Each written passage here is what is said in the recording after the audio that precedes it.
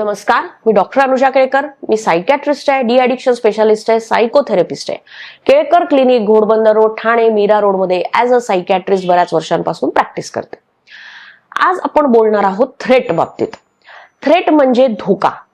जेव्हा एखादा स्ट्रेस येतो, कोणत्याही प्रकारे स्ट्रेस असो, तो आपली बॉडी थ्रेट किंवा आपला ब्रेन थ्रेट म्हणून परसीव्ह करते. आता थ्रेट म्हणजे रिअल आहे की इमॅजिन्ड आहे हे ब्रेनला कळत नाही. रिअल म्हणजे की ऍक्च्युअली वाघ उभा आहे आणि इमॅजिन म्हणजे की मी फक्त विचार करतेय की मी जर जंगलात असेल आणि माझ्या समोर वाघ आला तर मी कसं रिस्पॉन्ड करेल. तर हे इमॅजिन थ्रेट आहे.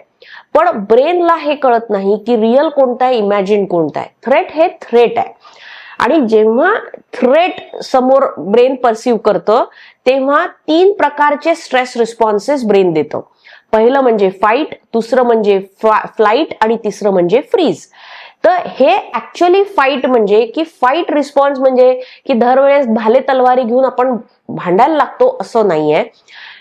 तर फाईट रिस्पॉन्स मध्ये ब्रेन काय करतं, तर ब्रेन असे काही रिस्पॉन्सेस देतं जसं की अग्रेसिव्ह होणं, अब्यूज करणं किंवा खूप चिडचिड करणं, खूप राग येणं किंवा अंगावर धावून जाऊन बोलणं किंवा हातपाय टाईट करणं किंवा मुठ्ठी आवळणं किंवा जोरात बेंचवर किंवा टेबलवर मारणं किंवा दात ओठ खाऊन बोलणं.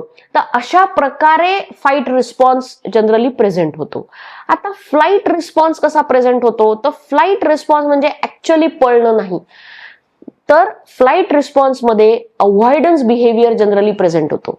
अवॉइडन्स बिहेवियर म्हणजे की एखादी गोष्ट जर मला अनप्लेझंट आहे, मला ती करायची नाहीये, तर मग मी ती त्या सिच्युएशन मधनं बाहेर निघायचा प्रयत्न करतो. एखाद्या व्यक्तीला मला फेस करायचं नाही, मला खूप टेन्शन येतं त्या व्यक्तीशी बोलताना, तर तिथून मी निघायचा प्रयत्न करतो. एखादं अनप्लेझंट कन्व्हर्सेशन आहे ते मला करायचं नाहीये, तर ते मी ड्रॉप करतो.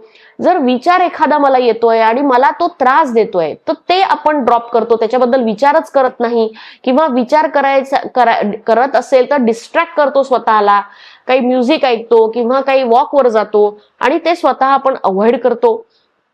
त्याचबरोबर काही लोकांना खायची सवय असते की काही टेन्शन आलं, काही स्ट्रेस वाटला तर ते काहीतरी आवडीची वस्तू खातात.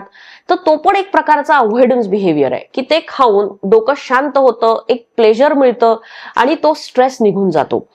तर अशा वेगवेगळ्या प्रकारे फ्लाईट रिस्पॉन्स बॉडी प्रेझेंट करतं किंवा ब्रेन प्रेझेंट करतं. आता तिसरं आहे फ्रीज.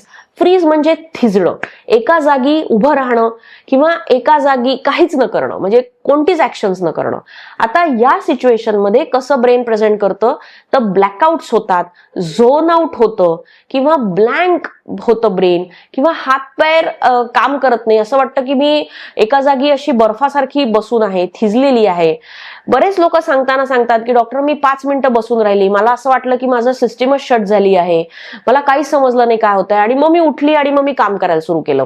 तर असं पण बरेचदा होतं की फ्रीज रिस्पॉन्स येतो किंवा बरेच लोक म्हणतात मी झोन आउट हो जाती हूं, की एकदम मी झोन आउट होते आणि मला काय समजतच नाही आणि मग मी परत थोड्या वेळाने जागेवर येते. तर असा वेगवेगळ्या प्रकारे हा फ्रीज रिस्पॉन्स दिसतो. तर बॉडी वेगवेगळ्या प्रकारे फाईट, फ्लाईट आणि फ्रीज असे स्ट्रेस रिस्पॉन्सेस देत असतं. मेंटल हेल्थ रिलेटेड व्हिडिओज जाणून घ्यायचे असतील तर तुम्ही आमचं YouTube चॅनल सबस्क्राईब करा. त्यामुळे तुम्हाला जास्तीत जास्त व्हिडिओज बघता येतील, ऐकता येतील आणि लोकांपर्यंत ती माहिती पोहोचवता येईल. तर सबस्क्राईब करा YouTube चॅनल, लाईक करा, शेअर करा. धन्यवाद.